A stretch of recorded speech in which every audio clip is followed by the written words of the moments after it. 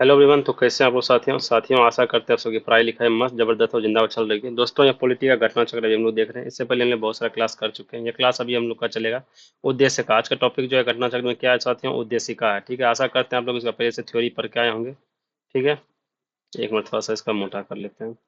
हम्म, ठीक है, देखिए आज हम पढ़ते हैं। चलिए स्टार्ट करते हैं। पंडित जवाहरलाल नेहरू द्वारा संविधान सभा में 13 दिसंबर 1946 ईस्वी को कहते हैं उद्देश्य प्रस्ताव प्रस्तुत किया गया था। 22 जनवरी 1947 ईस्वी को उद्देश्य प्रस्ताव का संविधान सभा द्वारा अंगीकृत किया गया था। ठीक है, उद्देश्य प्रस्ताव को ही परिवर्तित करके संविधान सभा प्रस्तावना उद्देश्य का बनाई गई थी। 42वें संविधान संशोधन अधिनियम 1976 द्वारा उद्देश्य का में क्या समाजवादी पंथ निरपेक्ष है ना, समाजवादी पंथ निरपेक्ष निरपेक्ष में अखंडता के शब्द जोड़े गए थे। ठीक है, आइए इसको थोड़ा सा समझा देते हैं आपको।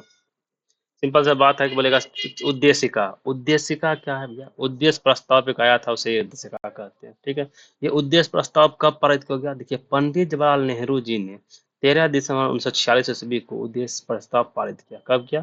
13 दिसंबर 1946 ईस्वी को पंडित जवाहरलाल नेहरू ने क्या उद्देश्य प्रस्ताव क्या क्या पारित किया इन्होंने। ठीक है, उसके 22 जनवरी 1947 ईस्वी को यह प्रस्ताव संविधान सभा द्वारा अंगीकृत कर लिया गया। इस प्रस्ताव को संविधान सभा ने कब एक्सेप्ट किया था भाई? 22 जनवरी 1947 ईस्वी को किया। इन्होंने पेश कब किया था? 13 दिसंबर 1946 ईस्वी को किया और 22 जनवरी 1947 ईस्वी को उस उद्देश्य प्रस्ताव को एक्सेप्ट किया गया। क्वेश्चन भी पूछेगा उद्देश्य प्रस्ताव को कब अंगीकृत किया गया था, तो 22 जनवरी 1947 ईस्वी को। 13 दिसंबर 1946 ईस्वी को उद्देश्य प्रस्ताव को क्या किया भैया? प्रस्तुत किया। ठीक है, किसने किया? पंडित जवाहरलाल नेहरू ने किया। ठीक है, उद्देश्य प्रस्ताव को ठीक किया। उसके 42वें संविधान संशोधन के अधिनियम के तहत 1976 में 3 वर्ड जोड़ा गया। जानते हैं कौन कौन सा वर्ड? वो समाजवादी वर्ड जोड़ा गया, पंथ निरपेक्ष जोड़ा गया और अखंडता शब्द को जोड़ा गया। ठीक है, भारतीय संविधान को क्या उद्देशिका ने भारत को संपूर्ण प्रभुत्व संपन्न समाजवादी पंथ निरपेक्ष लोकतंत्रात्मक गणराज्य के रूप में घोषित किया है। ये जो हमारा उद्देशिका है, इन्होंने क्या कहा भैया? हमारे संविधान में संप्रभुत्व संपन्न समाजवादी पंथ निरपेक्ष लोकतंत्रात्मक गणराज्य के रूप में घोषित किया। ठीक है संविधान को उद्देश्य का अपने नागरिकों को 3 प्रकार के न्याय देते हैं। संविधान का उद्देश्य का नागरिक को कितना प्रकार का न्याय देते हैं साथियों? 3 प्रकार का न्याय देते हैं, सामाजिक आर्थिक और राजनीतिक। कितना प्रकार का न्याय देते हैं भैया? 3 प्रकार का। कौन कौन सा? सामाजिक आर्थिक और राजनीतिक। उद्देश्य का संविधान के विधेयक निर्वाचक में सहायक है। बोले का उद्देश्य का संविधान के क्या विधिक विधिक निर्वाचन में क्या सहायक है। ठीक है, सर अल्लादी कृष्ण स्वामी अय्यर के अनुसार उद्देश्य का हमारे स्वप्नों और विचारों को प्रतिनिधित्व करता है। हमारे अल्लादी कृष्ण स्वामी अय्यर जी ने कहा क्या उद्देश्य का जो है हमारे सपनों और विचारों का प्रतिनिधित्व करता है। ठीक है, के एम मुंशी के अनुसार क्या बोला इन्होंने? कहा उद्देश्य का हमारे संप्रभु लोकतंत्र में गणराज्य की जन्म कुंडली है। ठीक है, के एम मुंशी जी ने क्या कहा दिया भैया उद्देशिका के बारे में? के एम मुंशी जी ने उद्देशिका के बारे में कहा कि यह हमारे संप्रभु संपन्न लोकतंत्र में गणराज्य की जन्म कुंडली है। ठीक है, प्रस्तावना प्रस्तावना उद्देशिका के संविधान का नाम क्या? केशवानंद बनाम भारती जी राज 1973 द्वारा में स्वीकार किया गया था। ठीक है, उद्देशिका प्रस्तावना उद्देशिका संविधान का भाग कब किया गया? केशवानंद बनाम भारतीय केरल राज्य में एक्सेप्ट किया गया। समझे, इससे पूर्व बेरुबारी बाद 1960 ईस्वी में उद्देशिका को संविधान का अंग नहीं माना गया था। बोलेगा कि उद्देशिका क्या केशवानंद, बोलेगा किसके केस में? ये बोलेगा किसके केस में जो है ना उद्देशिका को संविधान का भाग माना गया भैया? केशवानंद भारतीय बनाम केरल राज्य में, और नहीं माना गया था भैया बेरुबारी बाद में। ठीक है, आइए आ गया था फिर गोलकनाथ आ गया। गोलकनाथ बनाम पंजाब राज्य 1967 ईस्वी के प्राकरण में उद्देशिका के संविधान को मूल आत्मा को कहा गया। देखिएगा जो केस होता है ना, ये केस होता है क्या कहते हैं चेंजिंग के लिए। ठीक है, इससे पहले आया क्या कहते हैं बेरुबारी जी आए। बेरुबारी जी ने कहा कि भैया उद्देशिका जो संविधान का अंग नहीं है। ठीक है, और उसके बाद फिर आ गया केशवानंद जी बोला कि नहीं। केशवानंद जी ने कहा उद्देश्य का संविधान का अंग है भैया। ठीक है, फिर आया गोलकनाथ जी ने कहा दिया क्या कि उद्देश्य का संविधान की मूल आत्मा हो गया, उन्होंने मूल आत्मा बताया। फिर बोम्मा बनाम यूनियन ऑफ इंडिया आया। ठीक है, इन्होंने उच्चतम न्यायालय में यह अवधारणा पुनः स्पष्ट किया कि उद्देश्य का संविधान का भाग है तथा पंथ निरपेक्षता संविधान का मूल लक्षण है। उद्देश्य का प्रकृति न्याय योग नहीं है। उद्देश्य का प्रकृति क्या न्याय योग नहीं है। प्रस्तावना का विचार जो है ना, जो प्रस्तावना में विचार अभिव्यक्ति विश्वास धर्म उपासना स्वतंत्रता का बात की गई। तो कितना प्रकार स्वतंत्रता दी गई? स्वतंत्रता जो साथियों ने आपको 5 प्रकार स्वतंत्रता दिया गया। विचार की, अभिव्यक्ति की, विश्वास की, धर्म की और उपासना की। ठीक है, उपासना स्वतंत्रता दी गई है। इसमें प्रतिष्ठा और अवसर की समानता किसमें होगा? 2 तरह का, प्रतिष्ठा और अवसर की समता मिलेगा आपको। प्रस्तावना को संविधान के आत्मा कहा गया। ठीक है, बोले संविधान का आत्मा किसे कहा गया? प्रस्तावना को कहा गया। ठीक है, भीमराव अंबेडकर जी ने संवैधानिक उपचारों का अधिकार के संविधान के आत्मा और हृदय मोना है, ठीक है। के एम मुंशी ने उद्देशिका को राजनीतिक जन्म पत्री कहा गया, ठीक है। सुभाष कश्यप ने कहा है कि संविधान शरीर है, तो प्रस्तावना उसकी क्या है भैया, आत्मा है। सुभाष कश्यप ने क्या कहा, उन्होंने कहा संविधान क्या है भैया, शरीर है, तो प्रस्तावना क्या हो गया, उसकी आत्मा हो गया, ठीक है। संविधान उसका शरीर है तो प्रस्तावना क्या हो जाएगा भैया, उसकी आत्मा हो जाएगा, ठीक है। चलिए साथियों आगे बढ़ते हैं हम लोग। प्रस्तावना क्या था, संविधान का आत्मा था। भीमराव अम्बेडकर ने क्या कहा, संविधान उपचारों का अधिकार के संविधान की आत्मा और हृदय माना उन्होंने। के एम मुंशी ने क्या बोला, उद्देश्य का राजनीतिक जनपत्री कहा। राजनीतिक जनपत्री किसने कहा भैया, के एम मुंशी जी ने कहा। सुभाष कश्यप ने क्या कह दिया भैया, संविधान शरीर है, तो प्रस्तावना क्या भैया, उसका आत्मा है, ठीक है। तो संविधान उस पर खड़ी अट्टालिका है। तो भीमराव अम्बेडकर ने संविधान को एक पवित्र दस्तावेज भी कहा, ठीक है। पवित्र दस्तावेज किसने कहा, भीमराव अम्बेडकर ने कहा। चलिए हम लोग आते हैं क्वेश्चन पे। निम्नलिखित अवतरण में हम भारत के लोग भारत को एक संपूर्ण प्रभु संपन्न राज्य, समाजवादी पंथ निरपेक्ष लोकतंत्र में गणराज्य बनाने के लिए तथा उसके समस्त नागरिकों को सामाजिक, आर्थिक और राजनीतिक न्याय, विचार, अभिव्यक्ति, विश्वास, धर्म, उपासना, स्वतंत्रता, प्रतिष्ठा और अवसर की समानता प्राप्त करने के लिए तथा उन सबों में व्यक्ति की गरिमा और राष्ट्र की एकता और अखंडता सुनिश्चित करने वाले बंधुता बनाने के लिए दृढ़ संकल्प होकर अपनी इस संविधान सभा में आज कब हो गया, आज जो है 26 नवंबर 1949 ईस्वी को एतद द्वारा इस संविधान के अंगीकृत, अधिनियमित और आत्म करते हैं। बताइए, सिंपल सा बात है भैया कि बोला क्या है कि संविधान को हम लोग कब अंगीकृत कब किए थे, अंगीकृत कब किए थे, अधिनियमित कब किया, आत्मनिर्भर किए। भैया देखो, हम जो संविधान को अंगीकृत किए थे वह 26 नवंबर 1949 ईस्वी को किए थे, और हम लागू कब किए थे, संविधान को लागू किए थे 26 जनवरी 1950 ईस्वी को। डिफरेंस यही है भैया। अगर आपसे पूछेगा संविधान हमने लागू कब किया, तो 26 जनवरी 1950 ईस्वी बोलिएगा। और आपसे पूछेगा भैया कि हमने इसको क्या कहते हैं अंगीकृत कब किया था, तो भैया 26 नवंबर 1949 ईस्वी को हमने इसको अंगीकृत किया था, ठीक है। चलिए हम लोग आगे बढ़ते हैं। इसका क्वेश्चन क्या आंसर हो जाएगा, 26 नवंबर 1949 ईस्वी को हमने संविधान को क्या किया, अंगीकृत किया। और 26 जनवरी 1950 ईस्वी को हम लोग ने क्या कर दिया, इसको लागू किया था, लागू, ठीक है भैया। चलिए आगे बढ़ते हैं। भारतीय गणतंत्र की 226/1/1950 ईस्वी को सही संवैधानिक वस्तु स्थिति क्या थी और जब संविधान लागू किया गया था, ठीक है। मतलब भारतीय गणतंत्र की 26 जनवरी 1950 ईस्वी को सही संवैधानिक वस्तु स्थिति क्या थी जब संविधान लागू किया गया था, ठीक है। यह भैया संपूर्ण प्रभु संपन्न लोकतंत्र में गणराज्य बोला था, ठीक। संपूर्ण प्रभु संपन्न लोकतंत्र में गणराज्य बोला था, ठीक है। इस समाजवादी तो बाद में जोड़ा गया था, ठीक है। संप्रभु धर्मनिरपेक्ष भी बाद में जोड़ा गया। लोकतंत्र में गणराज्य नहीं है। संप्रभु संपूर्ण संप्रभु से लोकतंत्र में गणराज्य बोलिए होगा, ठीक है। देखिए, 26 जनवरी 1950 ईस्वी को भारतीय गणतंत्र की संवैधानिक वस्तु स्थिति भारतीय संविधान के तत्कालीन उद्देशिका के अनुसार संपूर्ण प्रभु संपन्न लोकतंत्र में गणराज्य की थी। संपूर्ण प्रभुत्व संपन्न लोकतंत्र में गणराज्य की थी। समाजवादी पंथ निरपेक्ष और अखंडता ये बाद में 42वें संविधान संशोधन द्वारा 1976 ईस्वी में धारा 2 के द्वारा जोड़ा गया है, ठीक है। 42वें संविधान संशोधन में कितना, 3 वर्ड जोड़ा, कौन कौन, समाजवादी पंथ निरपेक्ष अखंडता को जोड़ा गया, ठीक है। नेक्स्ट आते हैं 26 जनवरी 1950 को भारत के वास्तविक संविधान में स्थिति क्या थी। अभी जस्ट हम लोग पढ़े हैं, कौन था भैया, संप्रभु संपन्न लोकतंत्र में गणराज्य, संप्रभु संपन्न लोकतंत्र में गणराज्य। पंथ निरपेक्ष क्या, धर्म पर निरपेक्ष बाद में जोड़ा गया, समाजवादी भी बाद में जोड़ा गया। इसके बाद लोकतंत्र में गणराज्य तो ये नहीं था, लेकिन इसमें संप्रभु इसमें संप्रभु संप्रभु संपन्न जो इसमें नहीं है तो इसलिए नहीं होगा। ये हो जाएगा संपूर्ण प्रभुत्व संपन्न लोकतंत्र में गणराज्य। ये ना मूल 26 जनवरी 1950 ईस्वी को जब हमने भारत ने संविधान की घोषणा की, लागू कर दिया, उस टाइम ये था, ठीक है। भारत के संविधान के निर्माताओं का मत निम्नलिखित में से किससे प्रतिबिंबित था, बताइए। भारत के संविधान के निर्माताओं का मत निम्नलिखित में से किससे प्रतिबिंबित था भैया, उद्देशिका से प्रतिबिंबित था, ठीक है ना। भारत के संविधान के निर्माताओं का मत उद्देशिका में प्रतिबिंबित था। जो जितना भी संविधान के निर्माता है उनका जो मत था क्या था, उद्देशिका में प्रतिबिंबित था। वह संविधान निर्माताओं के मन स्थिति को समझने के लिए कुंजी है। उद्देशिका क्या है, जो संविधान निर्माता था उनके मन की स्थिति को समझने के क्या कुंजी कहा गया, ठीक है। ये संविधान निर्माता के सिद्धांत एवं आदर्शों को प्रदर्शित करता है। ये जो उद्देशिका है ये क्या प्रदर्शित करता है, जो लोग संविधान को बना रहे हैं उसका सोच क्या है, उसका थिंकिंग क्या है, ठीक है, उसका विचार क्या है, ये सब चीज को समझने का मौका मिलता है, ठीक है। संविधान के प्रस्तावनाओं ने देश की नियति को आकार देने में प्रमुख भूमिका निभाई है, ठीक है। संविधान के प्रस्तावनाओं ने क्या किया, देश की नियति को आकार देने में प्रमुख भूमिका निभाया है। 13 दिसंबर 1946 को संविधान सभा के समक्ष जवाहरलाल नेहरू द्वारा प्रस्तुत उद्देशिका 22 जनवरी 1947 को प्रस्तावित किया गया था, ठीक है, पारित किया गया था, ठीक है। आप लोगों को क्या बोले थे भैया, आप लोगों को क्या बोले थे भैया, उद्देशिका जो है ना, उद्देशिका जो उद्देश्य प्रस्ताव था पंडित जवाहरलाल नेहरू ने कब पेश कर, 13 दिसंबर 1946 को पंडित जवाहरलाल नेहरू ने क्या किया भैया, इसको पेश किया। लेकिन इसको एक्सेप्ट कब किया, इसको एक्सेप्ट किया भैया 22 जनवरी 1947 को उद्देशिका प्रस्ताव को एक्सेप्ट किया गया था, ठीक है। चलिए हम लोग आगे बढ़ते हैं। भारत के संविधान के प्रस्तावना में कितने प्रकार के न्याय, स्वतंत्रता एवं समानता एवं भ्रातृत्व का उसी प्रकार से उल्लेख किया गया। देखिए न्याय जो है ना 3 प्रकार का है। कौन-कौन? सामाजिक, राजनीतिक और सामाजिक, आर्थिक और राजनीतिक 3 प्रकार का न्याय था। स्वतंत्रता भैया 5 प्रकार का था, विचार का, अभिव्यक्ति का और क्या-क्या था भैया? देख लेते हैं। जस्ट ऊपर में था भैया। हो गया विचार का, अभिव्यक्ति का, विश्वास का, धर्म का। विचार, अभिव्यक्ति, विश्वास, धर्म। विचार, अभिव्यक्ति, विश्वास, धर्म और उपासना। धर्म और उपासना का था। ठीक है, विचार, अभिव्यक्ति, विश्वास, धर्म, उपासना 5 प्रकार का हो जाएगा भैया हमारा। स्वतंत्रता हो जाएगा, उसके बाद समानता। समानता हो जाएगा हमको 2 प्रकार का समता हो जाएगा। 3 प्रकार का भी समानता हो जाएगा। समता था भैया 2 प्रकार का। समता कितना प्रकार का था? 2 प्रकार। देखिए यहीं पे आपको समता भी दिया होगा।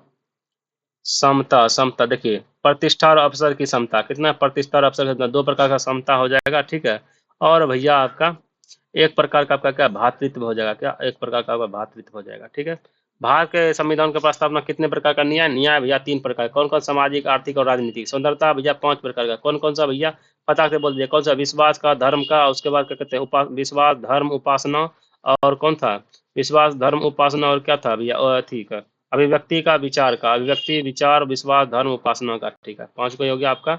उसके बाद 2 प्रकार का समता था भैया। कौन सा? प्रतिष्ठा का और अवसर का। ठीक है, 1 प्रकार भातृत्व का उल्लेख किया गया है। ठीक है, आगे बढ़ते हैं। भारतीय संविधान के प्रस्तावना में सिलसिले में निम्नलिखित में से कौन सा क्रम सही है? बताइए कौन सा क्रम सही है? गणतंत्र, जनता, धर्मनिरपेक्ष, समाजवादी, सार्वभौमिक। सीधा आइए, प्रश्न में दिए गए शब्द भारतीय संविधान के प्रस्तावना में वर्णित किए गए हैं। ये भारतीय राज्य व्यवस्था के पूर्ण रूप का वर्णन करते हैं। इनमें से समाजवादी और पंथनिरपेक्ष शब्द मूल संविधान में नहीं थे। इन्हें 42वें संविधान संशोधन द्वारा जोड़ा गया था। जोड़े जाने के पश्चात संविधान इन शब्दों को निर्धारित क्रम इसलिए है: सार्वभौमिक, सत्ता संपन्न, समाजवादी, पंथनिरपेक्ष, लोकतंत्रात्मक, गणतंत्र। ठीक है, नोट रखने वाली जो बात यह है कि संविधान देखिए संप्रभु संप्रभु प्रभुत्व संपन्न, समाजवादी, पंथनिरपेक्ष, लोकतंत्रात्मक, गणराज्य आदि जनवादी शब्द का भारतीय संविधान के उद्देश्य का में उल्लेखित नहीं है। ठीक है, यह शब्द चीन के संविधान में उल्लेखित है। ठीक है, हम लोगों में क्या है भैया? सार्वभौमिक, सत्ता संपन्न, समाजवादी, पंथनिरपेक्ष, लोकतंत्रात्मक, गणतंत्र है। ठीक है, भारतीय संविधान के प्रस्तावना में भारत को किस रूप में घोषित किया गया? बताए किस में? किसमें? क्या सार्वभौमिक, प्रजातंत्र, गणतंत्र? प्रजातंत्र नहीं है था।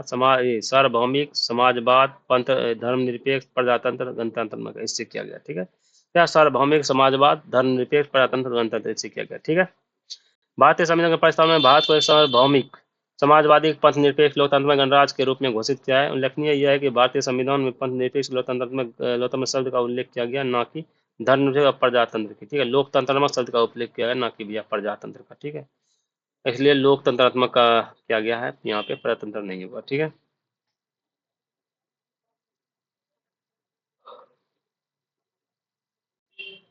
निम्नलिखित शब्दों में विचार कीजिए। पहले क्या आएगा? समाज सार्वभौमिक आएगा, फिर क्या होगा? समाजवादी का आएगा, फिर क्या? धर्मनिरपेक्ष आएगा, फिर प्रजातंत्र आएगा। ठीक है, इससे आ जाएगा तो ए हो जाएगा। पहले CADB, CADB। भारतीय संविधान के प्रस्तावना में समाजवादी शब्द किस संविधान संशोधन के द्वारा जोड़ा? समाजवाद जो है 42वें संविधान संशोधन के द्वारा जोड़ा गया है। और 3 को समाजवाद, धर्मनिरपेक्ष और अखंडता। ठीक है, निम्नलिखित में से कौन सा 42वें संविधान संशोधन के माध्यम से भारत के संविधान प्रस्तावना में जोड़ा गया था? बताइए। सिंपल सा बात है, 42वें संविधान संशोधन प्रस्तावना में भैया कौन कौन सा? समाजवादी, पंथनिरपेक्ष और समानता, पंथनिरपेक्ष और अखंडता को जोड़ा गया है। इसमें ये दोनों हो जाएगा सही। भारतीय संविधान की प्रस्तावना में धर्मनिरपेक्ष, समाजवादी शब्द जोड़ा गया कब? भैया 42वें संविधान संशोधन द्वारा। ठीक है, निम्नलिखित में कौन भारत के धर्मनिरपेक्ष राज्य वर्णित करता है? धर्मनिरपेक्ष कौन सा वर्णित करता है भैया? तो ये संविधान की प्रस्तावना क्या बोलता है? हम लोग धर्मनिरपेक्ष राज्य हैं भैया। ठीक है, आगे पढ़ते हैं। निम्नलिखित शब्दों में से कौन सा शब्द सन 1975 ईस्वी में भारतीय संविधान के प्रस्तावना में सम्मिलित नहीं था? नहीं था भैया, तो क्या था? अखंडता सम्मिलित नहीं था भैया, क्योंकि 42वें संविधान संशोधन 1976 ईस्वी में तो इसको जोड़वे किया गया है। ठीक है, निम्नलिखित शब्दों में से कौन से शब्द 42वें संविधान संशोधन अधिनियम द्वारा प्रस्तावना में जोड़े गए? तो भैया समाजवाद जोड़ा, पंथनिरपेक्षता जोड़ा, उसके बाद समाजवाद, पंथनिरपेक्षता, बस ये 2 को जोड़ा गया था। एक और 3 सही हो जाएगा। ठीक है, आगे बढ़ते हैं हम लोग। पंडित नेहरू द्वारा प्रस्तुत ऑब्जेक्टिव प्रस्ताव अंतोगत्वा उद्देशिका बन गया, बना। बोलिए भैया, उद्देशिका बना, क्या यह सही है? कौन सही है? हाँ भैया, बिल्कुल भैया, ऑब्जेक्टिव प्रस्ताव जो था उसी को आगे चलकर उद्देशिका बना जाएगा। उनकी प्रकृति न्याय योग्य नहीं है। हाँ भैया, उद्देशिका जो है न्याय योग्य नहीं है। उद्देशिका क्या? न्याय योग्य नहीं है, इसके संशोधन नहीं हो सकती है ना। हाँ, इसका संशोधन नहीं हो सकता। ठीक है, इसका संशोधन हो सकता है, उसमें कहा गया लेकिन कोई भी जैसे संशोधन नहीं जोड़े कैसे हम लोग? समाजवाद, पंथ नहीं जोड़े इसमें। ठीक है, इसका संविधान के विशिष्ट प्रावधानों को यह रद्द नहीं कर सकते हैं, संविधान के विशिष्ट प्रावधान को यह रद्द नहीं कर सकता। हाँ, ये बिल्कुल सही हो जाएगा, इसका सही हो जाएगा 1, 2 और 4 हो जाएगा सही।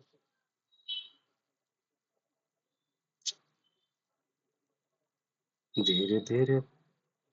चलिए, संविधान के प्रस्तावना का विधि स्वरूप क्या है? संविधान के प्रस्तावना का विधिक स्वरूप क्या है? ये लागू किया जा सकता है, संविधान की प्रस्तावना को लागू किया जा सकता है या लागू नहीं? संविधान के प्रस्तावना को लागू नहीं किया जा सकता, ये जो न थी न्यायालय में वाद योग भी नहीं है, ठीक है। भारतीय संविधान के उद्देश्य का संशोधन किया गया था भैया, कितना क्या था? 42वां संविधान संशोधन किया गया था, ठीक है। समाजवादी शब्द कब जोड़ा गया? 42वें संविधान संशोधन में जोड़ा गया। ये सबको पढ़ा दिए, फटाफट मारिए, आगे बढ़ते जाइए, ठीक है। संविधान संशोधन के प्रस्तावना में समाजवादी शब्द कब जोड़ा गया भैया? 42वां संविधान संशोधन में जोड़ा गया, ठीक है। 26 नवंबर 1949 ईस्वी को अंगीकृत 26 नवंबर 1949 जो अंगीकृत भारतीय संविधान के प्रस्तावना में शब्द सम्मिलित नहीं थे। कौन? पंथ निरपेक्ष नहीं छोड़े थे, पंथ निरपेक्ष और समाजवादी, पंथ निरपेक्ष अखंडता, ये तीनों जन शामिल नहीं थे, बाकी गणराज्य शामिल हो जाएगा, ठीक है। आगे बढ़ते हैं। भारतीय संविधान के प्रस्तावना में पंथ निरपेक्ष शब्द कब जोड़ा गया? 42वें संविधान संशोधन में जोड़ा गया, ठीक है। भारत के संविधान के मुख्य आमुख लक्ष्य उसके सभी नागरिकों के लिए सुनिश्चित करता है क्या भैया? सामाजिकता, आर्थिक न्याय, बिल्कुल भैया। विचार, अभिव्यक्ति स्वतंत्रता, बिल्कुल। अवसर की समानता, व्यक्ति की प्रतिष्ठा, ठीक है, बिल्कुल। चारों को प्रस्तुत करता है, ठीक है ना। आगे बढ़ते हैं।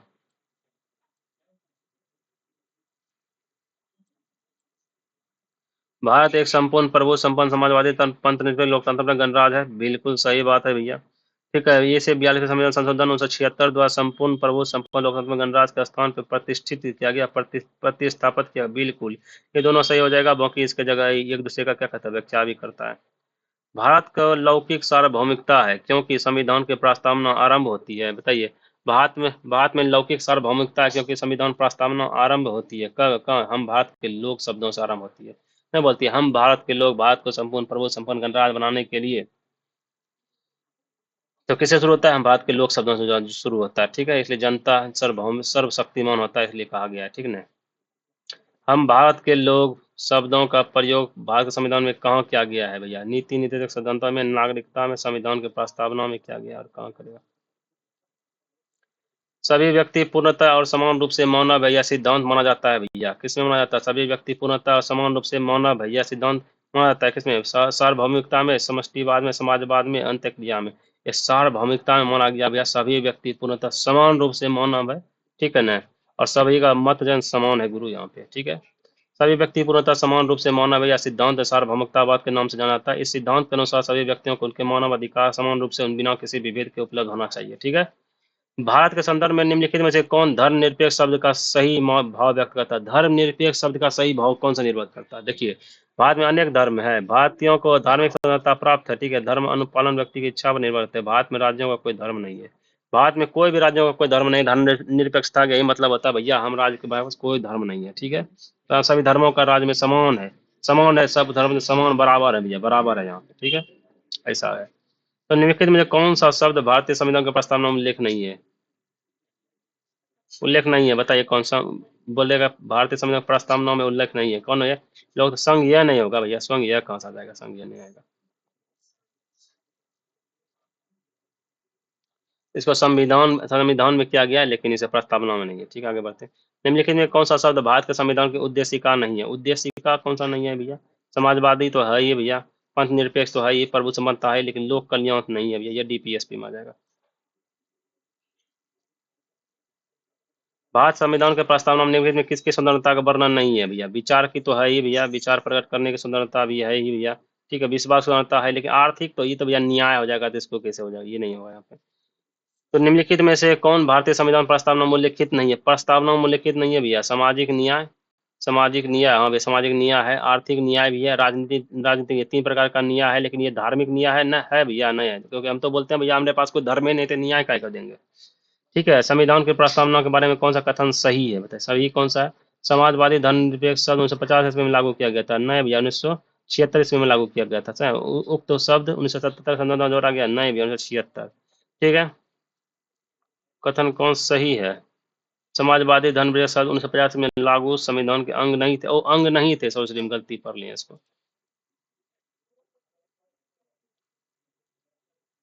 ठीक है, संविधान प्रस्तावना के बारे में कौन सा कथन सही नहीं? बोला समाजवादी धर्मनिरपेक्ष शब्द 1950 में जब हम संविधान लागू हुआ था, क्या उसका अंग नहीं था? हाँ भैया, अंग तो नहीं था, इसको तो 1976 ईस्वी में जोड़ा गया था, ठीक है ना। उस टाइम इसका अंग नहीं था। उक्त शब्द 77 का संविधान 2000 नहीं, 1976 संविधान जोड़ा गया है। तो पहले संविधान 2000 नहीं भैया, बिल्कुल नहीं। उक्त शब्द संविधान प्रस्तावना के अंग नहीं है, प्रस्तावना का अंग है, इसे बाद में जोड़ा से अंग होबे करेगा, ठीक है। भारतीय संविधान का कौन सा भाग संविधान की आत्मा कहलाता है? भैया ये उद्देश्य का संविधान की आत्मा कहलाता है, और कौन हो जाएगा?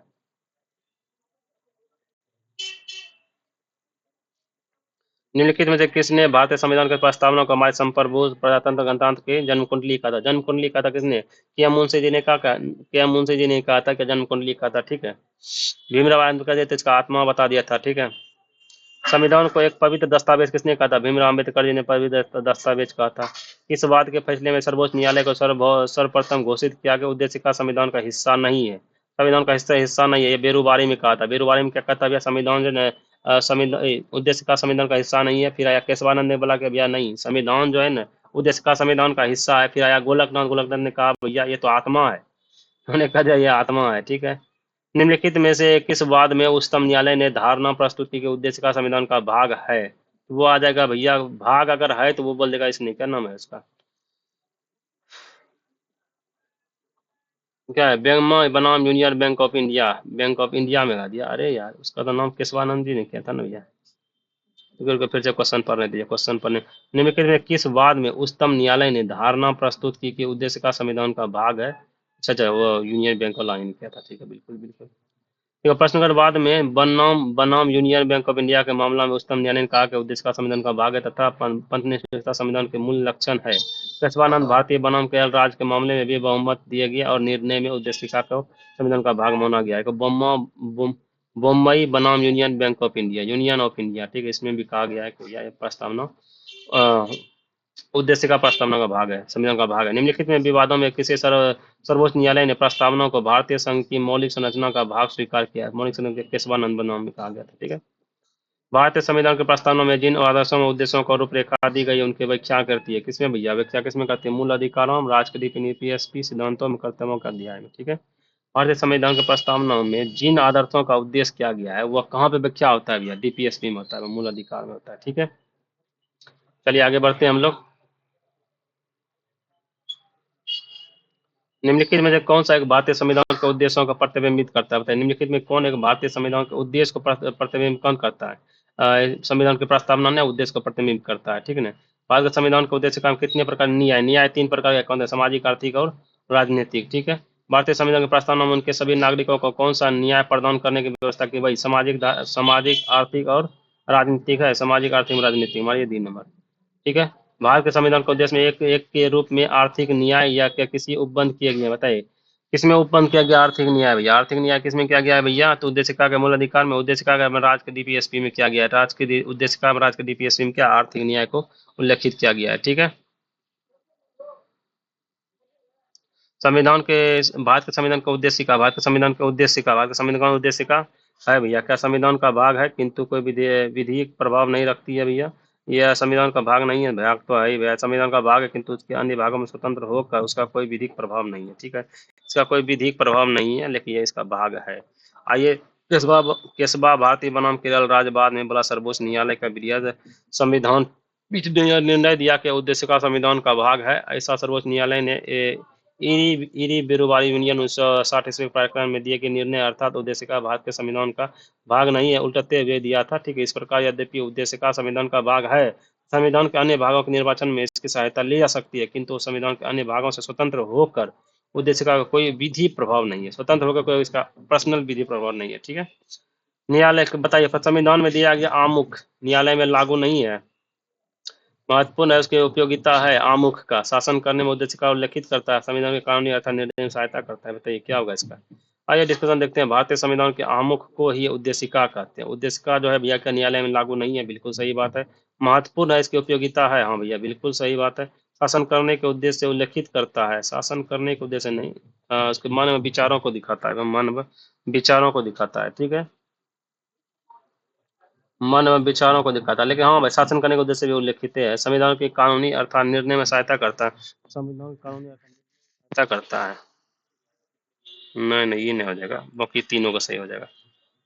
आइए देखते हैं, बात है आमुख को उद्देशिका कहा जाता है। ठीक है, प्रश्न में उद्देशिका संबंधी सभी चारों कथन सत्य है, परंतु किसी भी विकल्प में सभी कथन सम्मिलित नहीं है, मतलब ये चारों कथन ये विषय सही हो जाएगा। ठीक है, चलिए आगे बढ़ते हैं। अर्थात किसी भी विकल्प में केवल वर्णनीय स्रोत नहीं लगा गया, इसलिए हम सभी विकल्प का चयन कर सकते हैं। ठीक है, आगे बढ़ते हैं। निम्नलिखित में कौन सही है? सामाजिक समानता संविधान में प्रत्याभूत नहीं है। सामाजिक समानता संविधान में प्रत्याभूत नहीं है।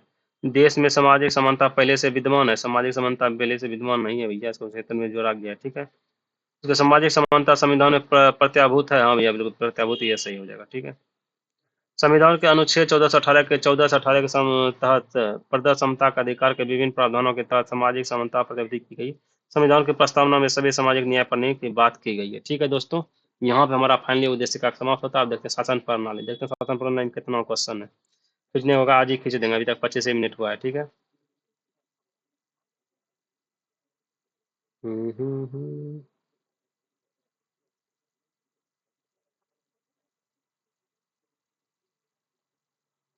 नहीं, इसमें क्वेश्चन बहुत ज्यादा है, इसलिए इसको जन कल पढ़ के आइएगा। ठीक है, आज तो इसमें टाइम लग जाएगा, इसलिए आज के लिए वीडियो यहीं पे रह जाएगा। फिलहाल इसको कल पढ़ के आइएगा, तो फिर इसका क्वेश्चन कल डिस्कशन किया जाएगा। ठीक है, तब तक के लिए जय हिंद, जय भारत। मिलते हैं आपको नेक्स्ट वीडियो में। शासन प्रणाली, शासन प्रणाली देख लीजिएगा। ठीक है, कल पूछा चलेगा, इसमें मजा आएगा। ठीक है, चलिए बाय बाय।